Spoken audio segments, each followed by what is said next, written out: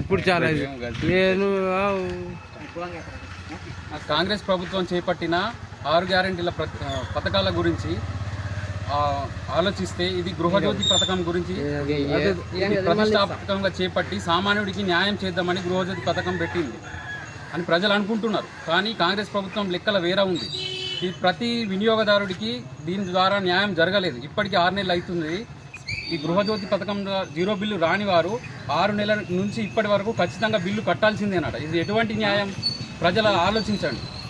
చేతగాని కాంగ్రెస్ ప్రభుత్వం ఈ సామాన్యుడి దగ్గర నుంచి ఒక్కొక్కటి దగ్గర నుంచి సరాసరిగా ఒక్కొక్క కుటుంబం నుంచి 2,500 రూపాయలు బలవంతంగా వసూలు చేస్తున్నది.